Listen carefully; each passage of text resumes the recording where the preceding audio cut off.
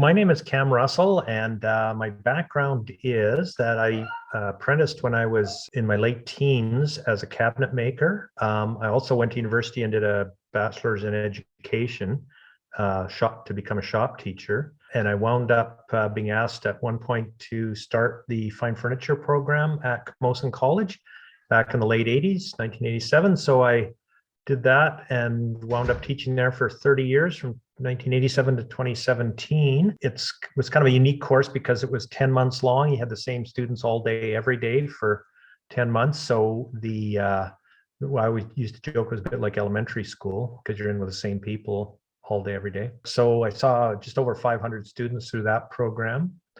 And among the things we did were woodworking, of course, and furniture making, but finishing and restoration and design as well. So around that, I did get involved with the Maltwood Museum at UVic for a few shows. A couple of them that were fun were one where we took 22 woodworkers and got them to go into the vault at the Maltwood Museum at UVic and pick an old piece of furniture. And then they had 10 months to construct a piece that was influenced by the old one. So when we did the display, we had the 22 old pieces brought up sitting beside the 22 new pieces. We call that one, we don't make them like they used to. So that was a good introduction into curating and things like that. And then we had the Furniture Society, which is a group of people that make furniture in studio level settings, come from all over North America to a conference in Victoria in 2007. And I curated an exhibition called Cascadia, where we had woodworkers, furniture makers that were invited from all down the west coast of North America, from Alaska to California. Yeah, so that's kind of my background. Now, since I retired in 2017, I work with my wife, Karen Trickett, in our workshop that's attached to our house. We have a studio workshop, and we take on projects, furniture, lots of that, and built-in units, and quirky little niche. We do automotive woodworking, so dashboards and things like that for cars. What does a fine craft show mean to you? I think of fine craft as opposed to just a craft fair or a fine art show. Is in a craft show, we're going to likely see more items that are functional. There may be some that are solely decorative, but I think of more, here's a giant debate about art versus craft, but craft show, I tend to think of pieces as being more functional. And I think it's good for people that do that kind of work to stretch themselves sometimes by entering an exhibition, which they might not otherwise do.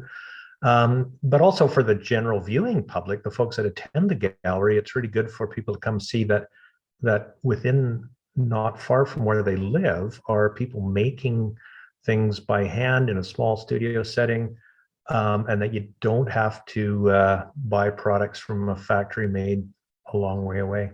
What are you looking for in the artwork submitted? I think the main thing is just a display of virtuosity. It's something that it allows people to stretch themselves and maybe try something they haven't done before, or display techniques that they are very good at doing and have done lots before, and they become very proficient at it. All the usual elements and principles of design, line, tone, texture, color, mass, shape, all that. Looking for less in the way of super conceptual stuff. To a degree, that's fine, but more, I'm looking more for virtuosity of technique and use of materials and fit and finish and that sort of thing. And that, I think, comes from more the word craft in the title of the show than fine art in the title of the show would be.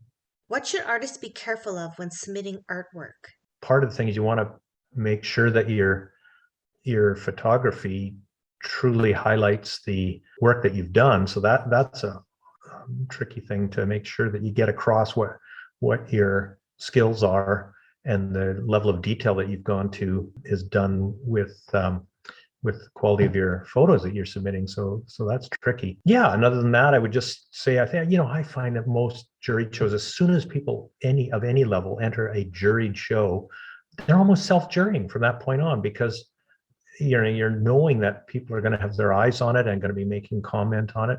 I am the first one to give praise where it's due in a jurying process, and the last one to criticize heavily, I would hope that my criticism I would offer would be super constructive. Just thinking back to the first few juried shows I entered and I got caught out. I was short of time one time and I took a shortcut and made a drawer a quick way, and I got called out by the juror that this drawer looks like it fits in a kitchen cabinet, not a piece of furniture. And I totally had to fess up that that's exactly the way I felt before I put it in, but I was short of time. So from then on, I guess I always left myself as much time as I needed to make proper drawer joinery from then on. So yeah, that's the kind of thing I think. What experiences do you hope artists will walk away with? I would hope it would be a positive experience if you put something in and it gets accepted. And then when you attend the exhibition, I mean, there's that great thing of seeing your work in with a number of other people's work. If it didn't get accepted in the unhappy circumstance, and I certainly wouldn't want people to not enter thinking that there's no way I can make it in, because like I say, I'm far quicker to hand out praise for good work than I am to even comment critically, but positively. But just making sure that, when you have something in there that you're with all these other craftspeople that put hours and hours and hours and time and materials and effort into something, and you've got all have that in common. And I just love going to galleries when I have work displayed and kind of pretending I'm a fly on the wall and listening to what people say about my work. That's the true jury there. But anyway, yeah. What do you feel is the jury's responsibility in a fine craft show? Coming at it from 2 points of view. Obviously, the people that are submitting work, it's up to us to make sure that the level of work in all media is of good high quality. That's only fair to other makers, but also to the gallery itself. If the gallery's putting out posters and advertising an event called a fine craft show, you want to make sure that holds up, and it's not something that you'd see, and I don't mean to insult anybody, but it's not something you'd see at the kind of church craft fair you'd go to at this time of year in the basement of a community hall or something.